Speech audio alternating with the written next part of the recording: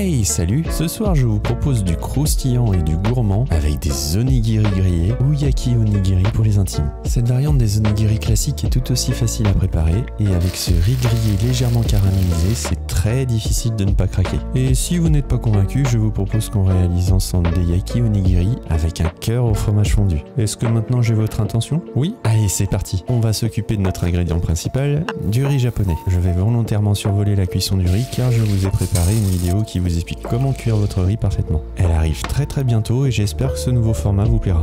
Pendant que notre riz est en train de cuire, on va préparer notre sauce qui devrait vous rappeler celle que j'ai utilisée dans ma vidéo sur les yakitori. On va verser dans un bol une cuillère de sauce soja, mirin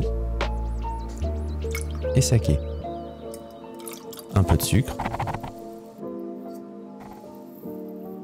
Quelques tours de manivelle pour que le sucre s'incorpore bien à la sauce et c'est prêt. Lorsque les 10 minutes de cuisson du riz sont écoulées, on verse notre sauce sur le riz encore chaud.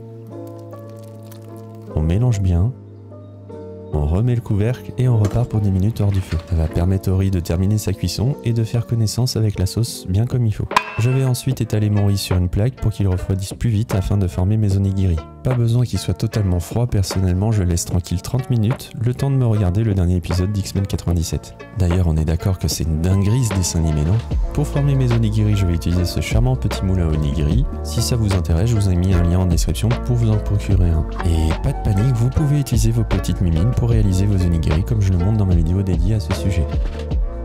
Pour que le riz n'accroche pas au moule, je vais passer au pinceau un peu d'huile de sésame et à partir de là, l'assemblage est bête comme chou. Un petit peu de riz qu'on va bien tasser comme il faut. On fait un creux au centre pour y déposer une pincée de mozzarella râpée. Attention à bien concentrer le fromage au centre, sinon votre onigiri ne va pas tenir la cuisson. Croyez-moi, j'ai essayé et j'ai eu des problèmes. On remet une couche de riz avant de compresser tout ça avec le couvercle du moule.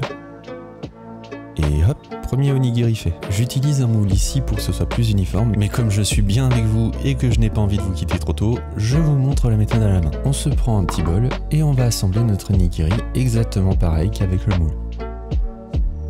On démoule dans la main et on compresse bien pour former une boule de riz. À partir de là, je vais compresser sur un côté, puis tourner, puis compresser, etc. pour former un triangle.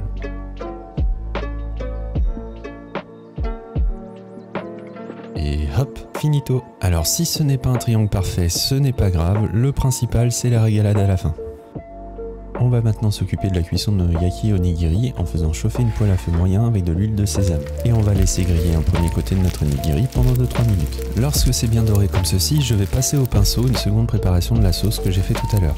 Et je retourne pour faire caraméliser le premier côté. Je badigeonne de sauce le deuxième côté et un petit salto arrière pour terminer la cuisson de nos yaki onigiri. C'est le petit secret pour obtenir des onigiri bien grillés comme il faut. Comptez 1 minute max pour faire caraméliser chaque côté. Bon, je pense qu'on est tout bon, regardez-moi cette couleur.